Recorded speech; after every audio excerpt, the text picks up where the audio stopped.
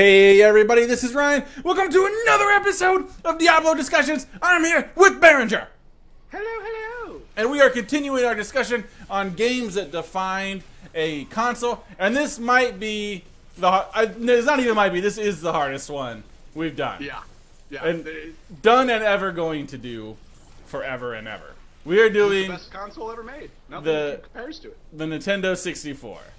Yep. And so, because usually we can kind of come to a consensus on what was the best. What do we think of when we think of the N64? And I don't even think individually we could decide what we think when we think of the N64. What comes to your mind? What is the defining game for you?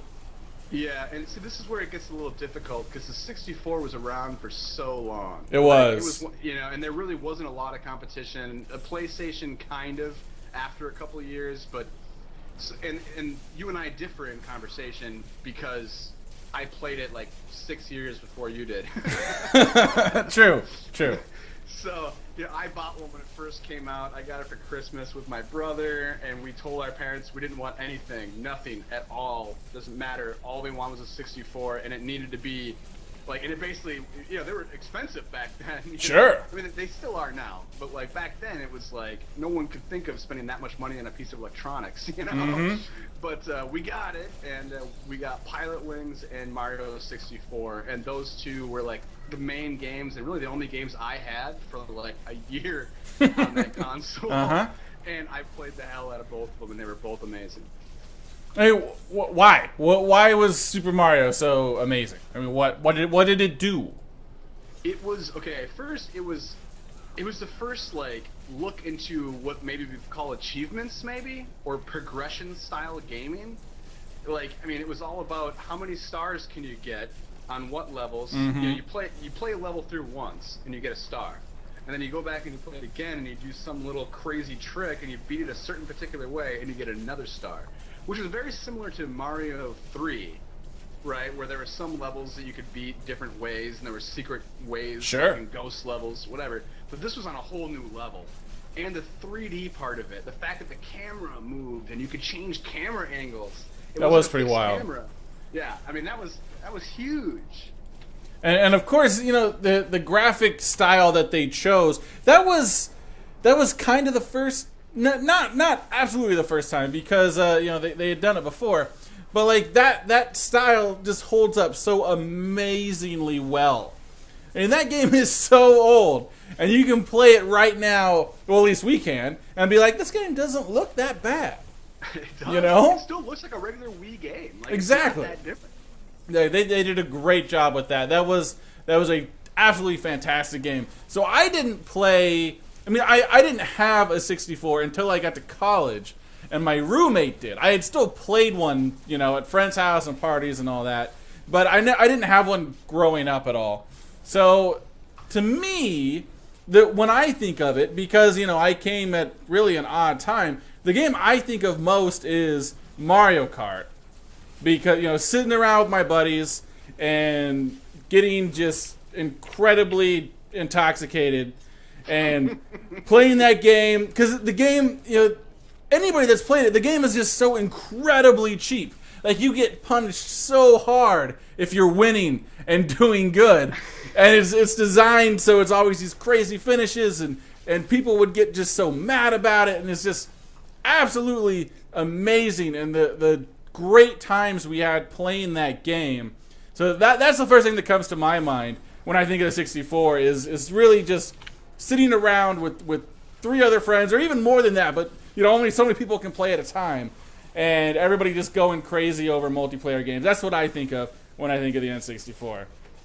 And that's the other thing. When I first started playing the 64, it was my brother and I in the basement playing Mario Party, 7, 8, 9, 10, 11, 15, whatever they were on, or playing Mario Kart, or playing Madden, or NFL Blitz, something like that. It was my brother and I, right, with the occasional friends that would come over or whatever, but it was really just me and my brother. Sure. But then I got to college, and then the console completely changed for me. Then it was NFL Blitz, where we were putting money on games, and then it was GoldenEye, where we were playing it, and there was 13 of us crammed into a tiny dorm room, and we were passing the 4 controllers around based on who had the lowest score. Yep. You know, I mean, it was like the console changed to basically what you know it as. Yeah, exactly. Yeah, and the Pilot Wings, to me, it was a single player only, just like Mario, and yeah, it was a game where you basically had to do stunts. Like, you would jump out of a plane, and you would have to land on this target on the side of a mountain with your parachute, with only taking a minimum amount of physic damage, right? All right. Like, it was, and then you would shoot yourself out of a cannon. You have to aim the cannon and shoot yourself, and then know when to duck and when to like open your parachute and when to land on the target. They had gyrocopters, and it was very stunt and air and just kind of weird based that way, and I really liked that. Very cool. See, I'd never even heard of the game until we started this conversation. So that's pretty awesome memory you have. The next one that really sets it off for me, and once again, this is, you know, us sitting around playing in college, was Conker's Bad Fur Day. You know, first of all, like the main story is hilarious. One of the funniest games I've ever played, and it really followed the same thing that Mario 64 did, where it's very like fun, kind of cutesy computer, like not computer, but it's like graphics, like cartoony graphics, and so it holds up very well, very funny. But when we did the multiplayer, I can still remember that we were playing on this little tiny 12-inch TV. And we were playing 4-person split screen on this little tiny TV. It was a foot. I mean, it was a foot big, and we divided it up into 4 times. And you know, we're all crowded around this little TV, and we always called it shooting squirrels, because this, if you never played the game, this really sums it up a lot. There were squirrels coming off the beach, kind of like in Normandy, and then there were teddy bears, which were the Nazis, and you were shooting the squirrels. And so, I mean, that sums a lot of the game up, what you need to know. And so we would do that for just hours and hours and hours. And some of the absolute best memories I have in college is, you know, people sitting around shooting squirrels, you know, saying just horrible things to each other that we would never repeat in the light of day with other people around. But when there's video game competition going, you know, everything's on the table. It doesn't matter. Nothing is safe. Nothing is sacred at that point. And I would say I have probably heard and said things in games of Mario, like Mario Kart, that I will have never been said by another human being or heard by another human being. You would never even think to say. Like, in the light of day, that would you would be disgusted with what you say during those games. Well, and it normally doesn't make sense either. It was always like, you know, an orange or a blue shell would come out of nowhere, hit whoever was in first, and there'd be, to quote one of the people that always played it, a controller-shaped hole in the wall. Exactly. Like, you know, it was insane. Exactly. And, you know, and that was the same thing. Like, going back to the 12-inch screen, my family would go on vacations, and we always drove wherever it was, you know, all the way across the United States. And we had I think it might have been a 12-inch screen in the van that we used to travel with. And I figured out, once I got into like high school and I started to really get into electronics and stuff, I figured out a way that I could also convert the PlayStation to be played, or I'm sorry, the 64 to be played out of a outlet, basically. Uh-huh. Out of a cigarette outlet. And so then we'd play Mario Party with like my sister, my brother, and I, and occasionally, I don't think my mom or my dad ever joined, but they would always be watching us on this little tiny 12-inch screen, and we're sitting in the, you know, captain chairs of the van, bouncing around the road, trying to keep our eyes on the screen. And you know, you can't really hear it because there's no speakers, and those things weren't very loud. Sure. And you have the sounds of the road, you know, and so like you have no. It was just mass chaos. But it was some of the best memories I have, you know. There you go. And like, I actually checked. I think an iPad, like the actual iPad itself, is about 12 inches, not the screen. So if you want an idea of what we're talking about here, that's how big we were playing on, split up 4 ways somehow, which doesn't even make any sense. And then you still have to have your HUDs and your, you know, with UIs and everything. Like, you know, you're trying to. And GoldenEye was really terrible that way. We used to always play. GoldenEye is another massive. I would say GoldenEye, Mario Kart, and Ocarina of Time, because I'm sure Conker's Bad Fur Day, people liked it, but it wasn't a huge game. To me, it was.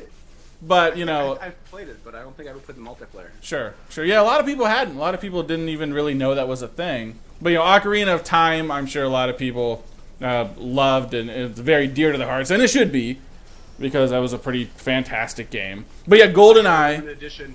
Limited edition gold cartridge I had. I pre-ordered it. Yep. Yep. I have that as well, sitting in my garage somewhere. Now it means nothing. Absolutely nothing. Awesome.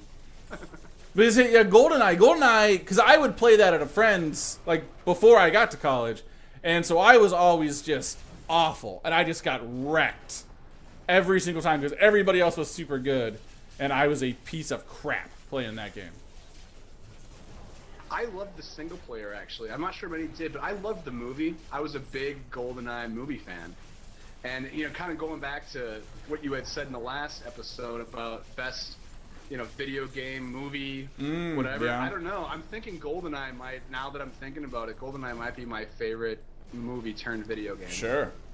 It was so fantastic. And at that point, it looked like Pierce Brosnan, as close as you could get with 1995 graphics. But it was pretty awesome. I played the single player over and over again, trying to find all the secrets, trying to find, ways to do it without anyone finding me or seeing me. No alarms set off. So that was really what GoldenEye was to me until years later, once, the competition started, your friend Absolutely. picking Odd Job and everyone being pissed because he's running around. Did you ever play Perfect Dark? I did. I did play that one at the same time, when I was horrible at it. It never really fully grabbed me. I'm surprised that game is remembered as fondly as it is, because it just never struck me as a really fantastic, amazing game. I didn't really get it. I think really it was like an expansion pack to GoldenEye is how I kind of viewed it. It wasn't really a game by itself, right? I mean, it just added a few things. It was the exact same to a T, except for the storyline as GoldenEye. It even had some of the same maps. Mm-hmm.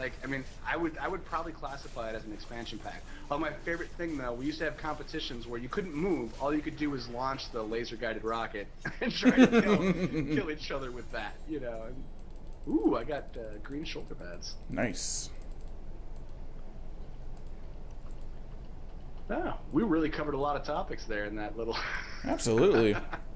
Pretty impressive. We were prepared. We knew we had a lot to talk about, so we didn't screw around. No, we did not. I grabbed 14. Oh, yeah, I did too. Excellent. I didn't see the timer at the end there, but I think we rocked it. Yeah, I think it was 2 or 3 minutes left, which is still pretty good. Yeah. All right, I'm going to see what I got. I got a gem and green shoulder pads. I got a fist weapon, which I might use. I don't know. The damage isn't that great. And then a puzzle ring, which is not the ring I was hoping for. But I still might use it because I have a 55 ring that I'm running with. Whoa, did you see the actual stats on that ring? The puzzle ring? The thing that it does? Yeah. Yeah, I've ran with it before. Is that new in this? No, that's old. Really? I've never seen it before. Oh yeah? Yeah, I've got quite a few of these. Oh, is it like your focus? It's kind of is, actually. It kind of is. And there are these shoulder pads that you got. And any other last second shout outs you want to give to any N64 games? Blast Core. Never heard of it. Yeah, that's all I'm going to say. Those of you that have played it know what I'm talking about. There you go. That is going to do it. Thank you so much for watching, everybody. And until next time, see you guys. Later. Sweet.